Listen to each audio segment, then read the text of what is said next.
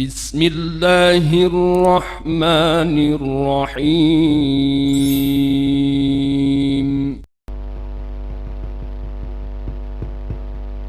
بسم الله الرحمن الرحيم. السلام عليكم ورحمة الله وبركاته.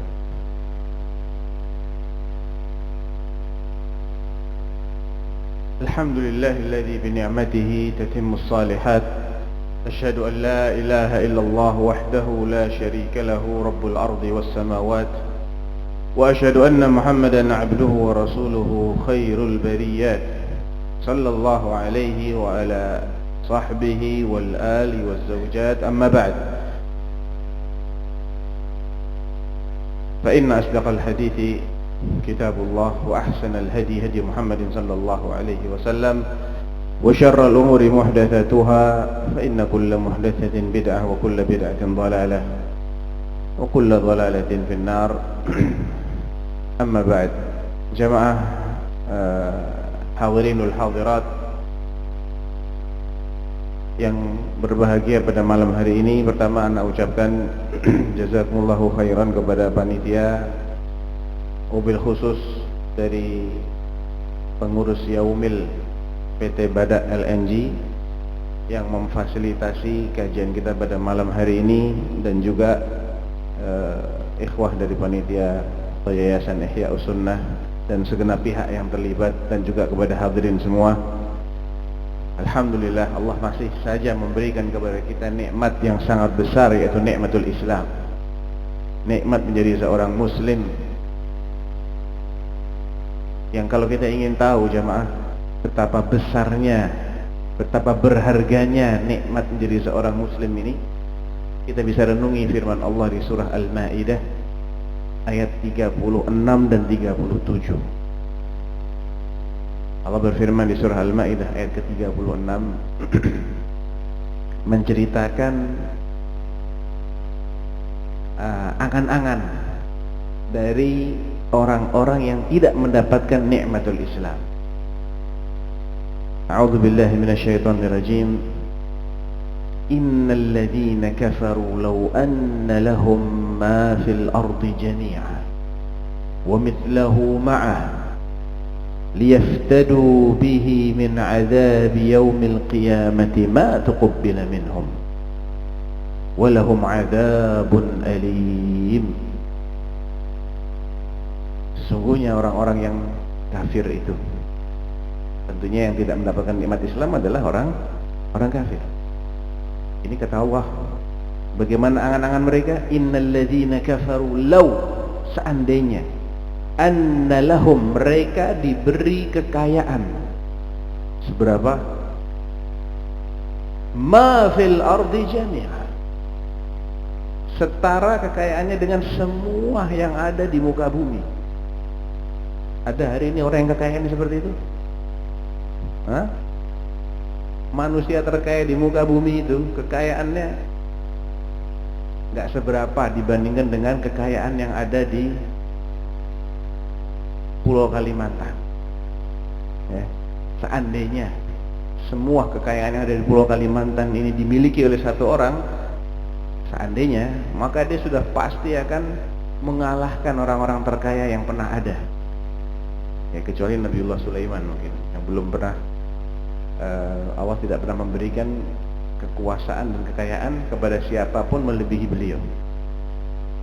Lau anna lahum ma fil ardi jami'an, seandainya orang-orang yang tidak mendapatkan nikmat Islam alias orang-orang yang kafir ini diberi kekayaan oleh Allah setara dengan apa yang ada di seluruh permukaan bumi,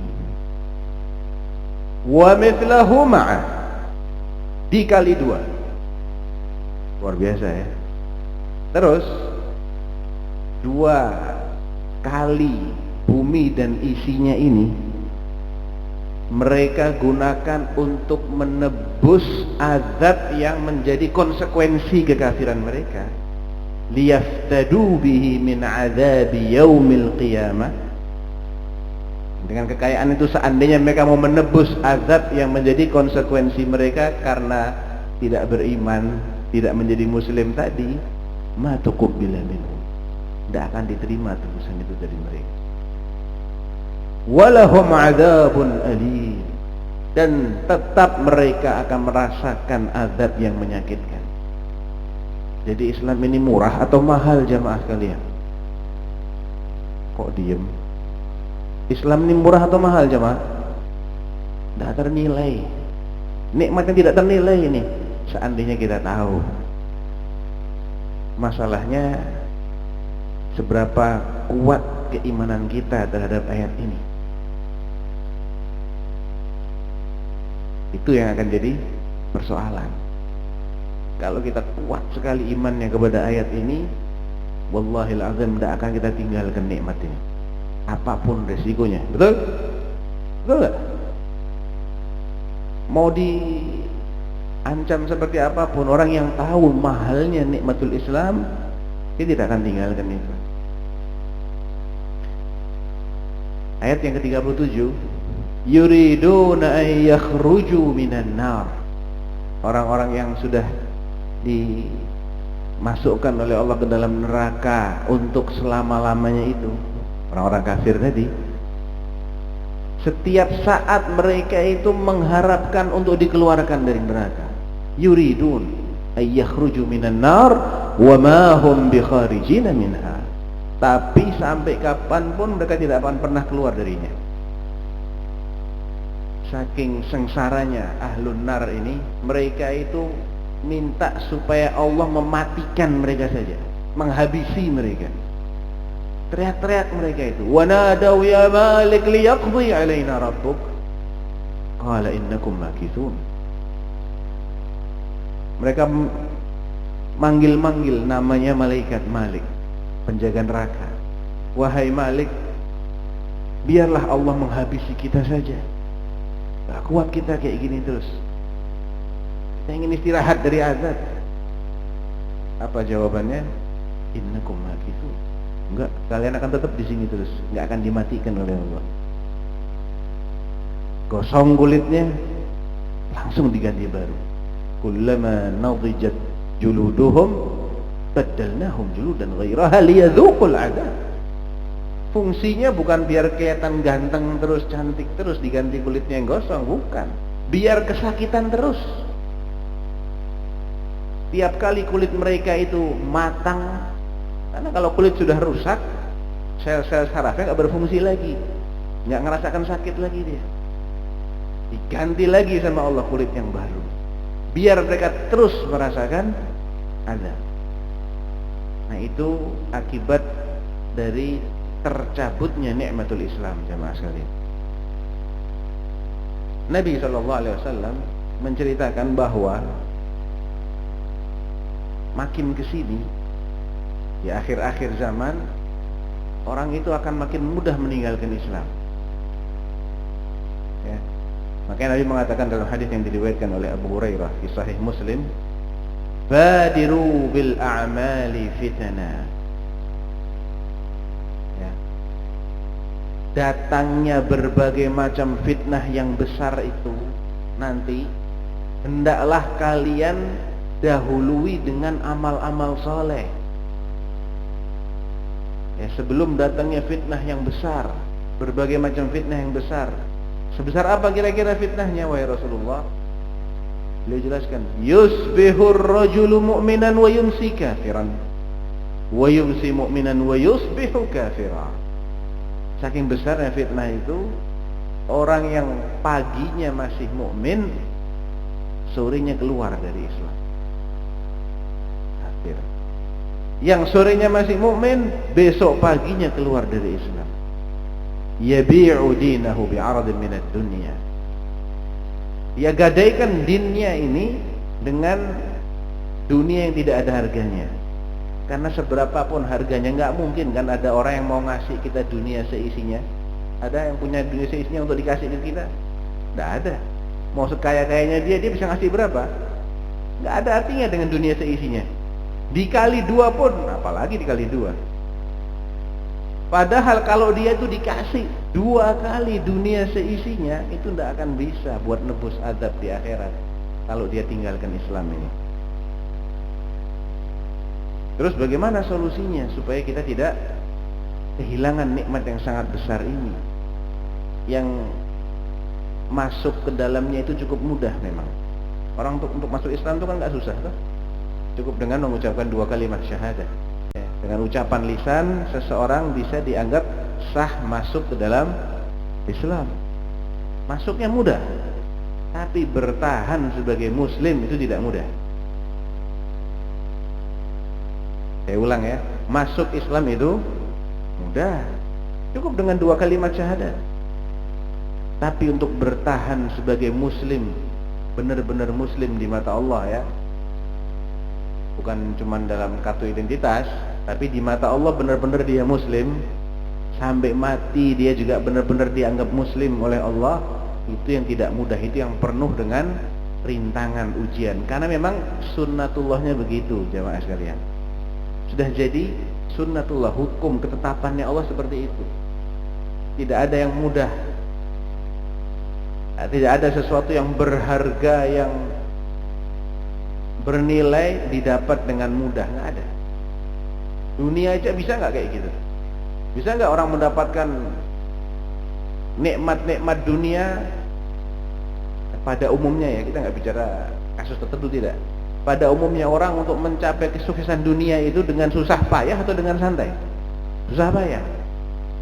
Apalagi untuk mencapai sukses akhirat, selamat dari neraka dan masuk ke dalam jannah. Dan itu sukses yang sebetulnya itu yang begitu itu. Faman zuhziha 'anil nari wa udkhilal jannata faqad faz. Siapa yang dijauhkan dari neraka dan dimasukkan ke dalam jannah, maka dialah yang sukses. Kalau di dunia bagaimana ya Allah? Wa mal hayatud dunya illa mata'ul ghurur. Kalau di dunia itu sekedar kenikmatan yang menipu. Jadi jangan sampai orang itu lebih fokus, lebih rajin, lebih jungkir balik untuk mengejar dunia sampai lupa akhirat. Kejar dunia tidak apa-apa, yang penting dengan cara yang halal dan tidak melalaikan dia terhadap yang lebih penting dari itu semua, yaitu akhiratnya. Jadi kesuksesan di akhirat itu nggak bisa didapat dengan sesuatu yang mudah, pasti banyak ujiannya, dan itu sudah jadi sunnatullah. Allah sendiri yang menjelaskan hal tersebut dalam kitabullah, dan tidak ada satupun dari hambanya yang tidak diuji oleh Allah Subhanahu wa taala. Allah berfirman di awal-awal surah Al-Ankabut, A'udzubillahi minasyaitonirrajim. Alif Lam Mim.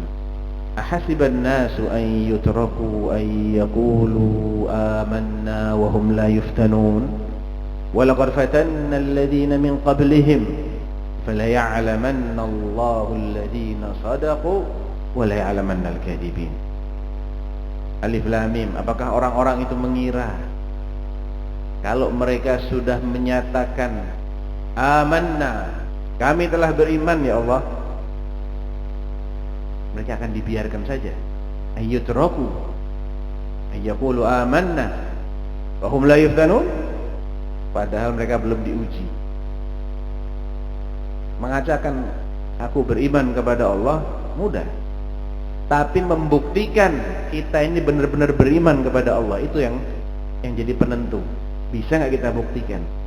Karena Allah tidak akan menerima sekedar klaim lisan. Itu sunnatullah jamaah. Sekedar ucapan lisan yang belum terbukti seserius apa dia mengucapkan itu tidak akan diterima oleh Allah. Hasiban nas, apakah orang-orang mengira ayyutraku akan dibiarkan saja setelah mereka mengatakan amanna, kami telah beriman, wa hum la yuftanun, padahal mereka belum diuji sama sekali. Wa laqad fatanna alladziina min qablihim, sedangkan orang-orang sebelum mereka, umat-umat yang pernah ada di muka bumi ini, semuanya diuji sama Allah. Wa laqad fatanna alladziina min qablihim, biar apa diuji? Fala ya'lamanna Allahu alladziina shadaqu wa la ya'lamanna al-kadhibin, sehingga Allah benar-benar mengetahui siapa yang sungguh-sungguh di antara mereka dan siapa yang bohong-bohongan. Di sini ada hikmah di balik ujian yang Allah jelaskan, yaitu membuktikan fala ya'lamannallah, sehingga Allah menjadi tahu. Ilmunya Allah itu jamaah ada dua macam. Ada ilmu yang mendahului terjadinya segala sesuatu. Allah sudah tahu semua. Kita ini sebelum diciptakan, nanti kita ini bakalan ngapain saja, Allah sudah tahu semua. Tidak ada yang baru bagi Allah. Ini ilmu Allah yang mendahului segala sesuatu, ini bagian dari takdir. Tapi ada ilmu Allah yang satu lagi, ilmu Allah setelah terjadinya sesuatu. Ini ilmu yang berkaitan dengan adanya balasan. Sebelum itu terjadi nggak akan dibalas apa-apa sama Allah. Walaupun Allah sudah tahu dia bakalan apa, Allah sudah tahu. Si fulan ibn fulan bakal sholat, bakal beriman dan mati sebagai mukmin, dan nantinya dia masuk jannah. Allah sudah tahu semua sebelum itu semua dia lakukan. Tapi Allah tidak akan memberikan balasan apapun sebelum dia mewujudkan. Nah, yang dimaksud oleh ayat ini adalah ilmu yang kedua.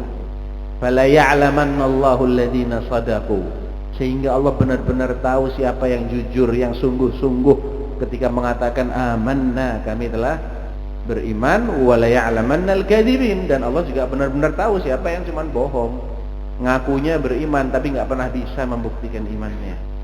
Ini pengetahuan Allah atau ilmu Allah yang ada kaitannya dengan balasan. Adapun ilmu yang mendahului terjadinya segala sesuatu tidak berkaitan dengan balasan, karena belum terjadi. Kalau belum terjadi kan belum ada sebabnya. Surga itu balasan, sebabnya apa? Iman, bertakwa, amal soleh, istiqomah. Neraka itu balasan juga, sebabnya apa? Kekufuran, maksiat, dan seterusnya. Sebelum sebab-sebabnya ini terwujud, balasannya tidak akan dikasih sama Allah, walaupun Allah sudah tahu. Nah, jadi ayyuhal ikhwah, barakallahu fikum, Islam itu mudah, tapi istiqomah di atas Islam itu yang perlu perjuangan, dan tidak akan ada balasan atas keislaman kita sebelum kita bisa membuktikan.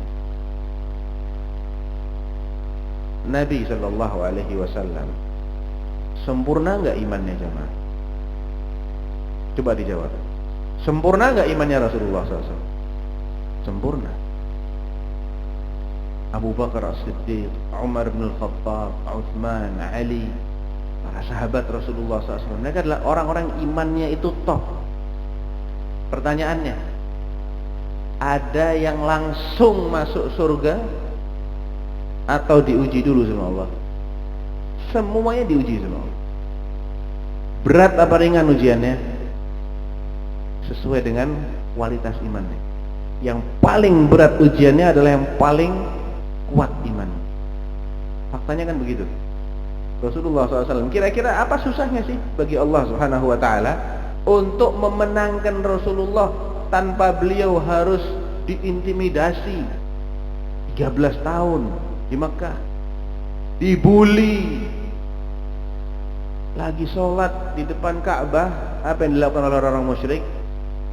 Bayangkan ya, bayangkan ketika seseorang lagi sholat, tentunya kan dia menjaga kebersihan pakaiannya tuh. Dia lagi ingin taqarrub kepada Allah, ya, membaca ayat-ayat Al-Quran, dicekik dari belakang. Di kesempatan yang lain ketika sujud, ada orang musyrik, dia membawa jeroan unta. Jadi lambungnya unta yang penuh kotoran itu dituangkan di punggungnya Rasulullah ketika beliau sedang sujud. Jangan dikira menjadi nabi itu enak, wah enak ya, sudah dijamin surga. Dijamin surga, tapi ada tapinya. Enak ya jadi sahabat Nabi, bisa ketemu Rasulullah. Mungkin banyak orang berpikir seperti itu ya. Suatu ketika Hudzaifah bin Yaman radhiyallahu anhu, salah seorang sahabat Nabi, dalam Sahih Muslim, ada salah seorang tabi'in, saya enggak ingat namanya siapa tabi'innya ini. Dia bilang gini kepada Hudzaifah, "Lau adraktu Rasulullah sallallahu alaihi wasallam, qataltu ma'ahu wa ablayt." Ini perkataan si tabi'in. Tabi'in ini kan orang yang tidak berjumpa dengan Rasulullah SAW. Adapun sahabat orang yang berjumpa dengan Rasulullah. Si tabi'in ini bilang, seandainya aku ini berjumpa dengan Rasulullah, niscaya aku akan berjuang bersama beliau, aku akan korbankan diriku habis-habisan untuk membela beliau. Apa kata Hudzaifah? Anta kunta taf'alu dzalik? Serius kamu bakalan begitu? Hah? Dikiranya enak gitu jadi sahabat Nabi. Ya di satu sisi iya, ada kemuliaan yang mereka dapatkan karena berjumpa dengan Rasulullah sallallahu alaihi wasallam. Tapi konsekuensinya tidak gampang. Anta kunta taf'alu dzalik? Serius kamu bakalan begitu? Wallahi laqad ra'aituni lailatal ahzab syadidatur riyahi wa qurr. Demi Allah, harap kamu tahu ya, demi Allah aku masih ingat bagaimana diriku di salah satu malam perang Ahzab. Perang Ahzab itu nama lainnya perang apa coba? Perang Khandaq. Dibilang Ahzab karena musuhnya pasukan koalisi, sekutu, gabungan dari Quraisy, Ghatafan, Hawazin, bersatu padu koalisi. Dibilang juga Khandaq karena strateginya Rasulullah dan kaum muslimin untuk menghadapi pasukan yang jumlahnya di luar kemampuan mereka. Kalau perang frontal, akhirnya mereka bikin parit Khandaq. Sampai Allah turunkan satu surah khusus yang namanya surah Al-Ahzab. Gak ada kan surah Badar, surah Uhud, gak ada ya. Adanya surah apa? Al-Ahzab. Karena ini ada keistimewaan pada perang Ahzab ini. Perang yang menyingkap kemunafikan orang-orang munafik. Kelihatan dalam perang ini. Dari awal mereka sudah, gelagatnya sudah bisa dicium. Nah, Hudzaifah menceritakan, tak gampang jadi sahabat Nabi itu. Saya masih ingat bagaimana kami ini di salah satu malam perang Ahzab yang anginnya demikian kencang dan dinginnya menusuk tulang.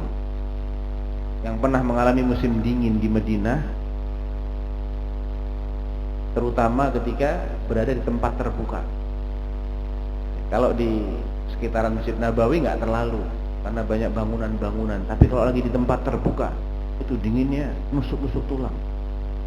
Dingin banget. Ya, ketika itu Rasulullah Shallallahu Alaihi Wasallam membariskan para sahabatnya. Kemudian beliau berkhutbah di depan mereka.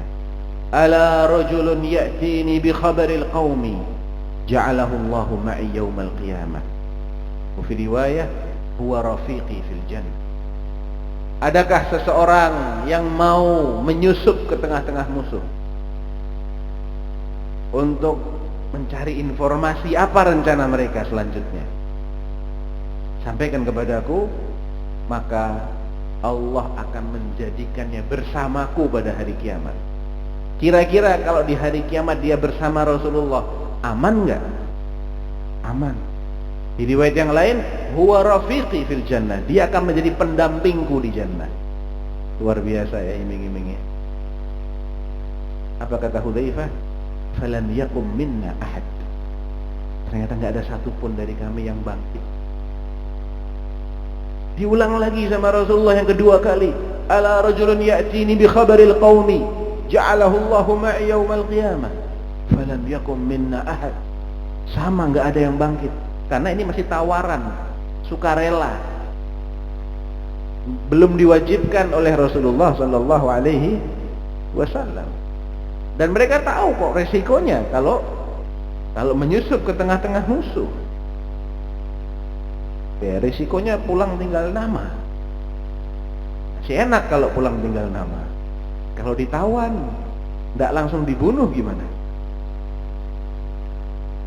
Oleh karena itu sebelum itu menjadi penunjukan, mereka tidak ada yang bangkit. Maka Nabi pun berjalan, ngelewatin sahabatnya satu persatu. Ketika lewat di depannya Hudzaifah, apa yang dilakukan oleh Hudzaifah? Beliau ini pura-pura merebahkan dirinya ke tanah, menunjukkan lemes nih Rasulullah, jangan ditunjuk anak gitu ya. Ternyata kata Nabi, qum ya Hudzaifah fa'tini bi khabarihim. Hudzaifah, berdiri kau, menyusup ke sana dan ceritakan, laporkan apa rencana mereka. Hudzaifah bin Yaman radhiyallahu anhu yang sudah faham bahwasanya ini adalah konsekuensi menjadi muslim. Percuma anak selama ini mengaku mukmin, mengucapkan syahadat asyhadu an la ilaha illallah wa asyhadu anna muhammadar rasulullah, amantu billahi rabba wa bil islami dina wa bi muhammadin sallallahu alaihi wasallam nabiyyan wa rasula. Percuma kalau anak enggak bisa buktikan. Paham Hudzaifah? Paham banget masalah ini. Apa kata beliau? Falam yakun min ta'ati Rasulillah sallallahu alaihi wasallam buddun idda'ani bismi. Ya, berhubung namaku sudah disebut langsung oleh Nabi, enggak ada pilihan lain, ana harus taat sama Rasulullah. Ini yang ngerti konsekuensi jadi seorang muslim. Apa kata Nabi selanjutnya? Qum ya Hudzaifah fa'tini bi khabarihim wala taz'arhum alayya. Ada perintah, ada larangan. Perintahnya apa? Laporkan apa rencana mereka dan jangan melakukan tindakan yang memprovokasi mereka untuk menyerang aku. Itu larangannya. Perintahnya apa tadi? Suruh memata-matai, nguping istilahnya. Bahasa Bontangnya nguping, betul ya? Nguping aja sudah. Rencana mereka apa? Laporin. Dan jangan melakukan tindakan yang memprovokasi mereka untuk menyerang. Maka dia faqumtu famasyaitu faka'annama amshi fi hammam. Hudzaifah menceritakan ketika aku bangkit yang sebelumnya itu menggigil kedinginan, begitu beliau ini bangkit dalam rangka melaksanakan mandat dari Rasulullah SAW, aku merasakan kehangatan seperti orang di tempat sauna.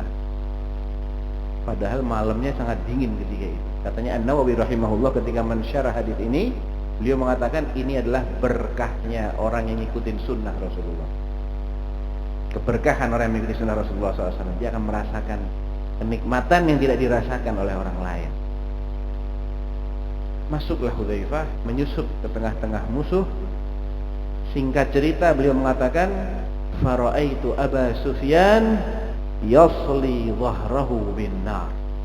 Ketika itu aku melihat Abu Sufyan yang tidak lain adalah panglima perangnya pasukan Ahzab.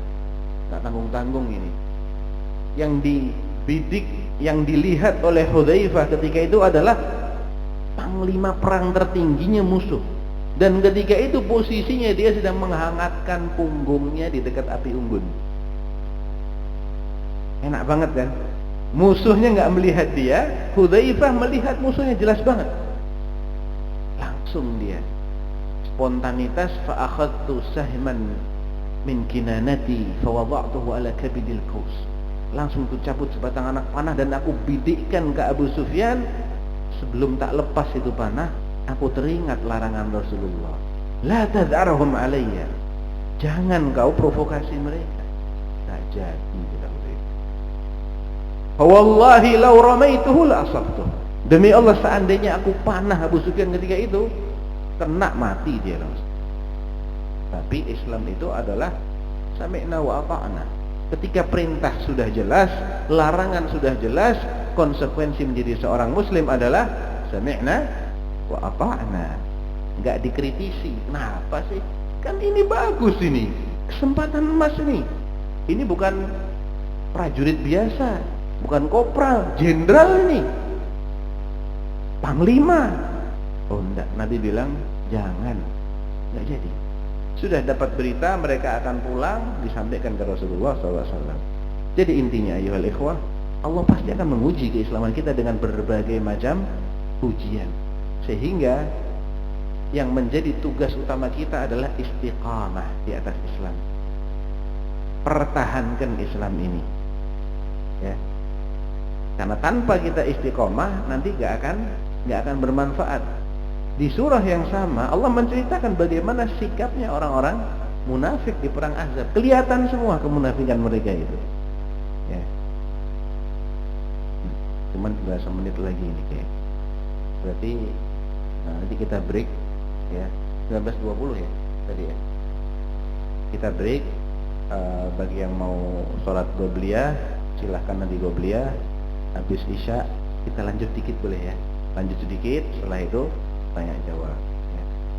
Wallahu ta'ala alam. Wa sallallahu ala nabiyina Muhammad wa ala alihi wa sahbihi wasallam. Assalamualaikum warahmatullahi wabarakatuh.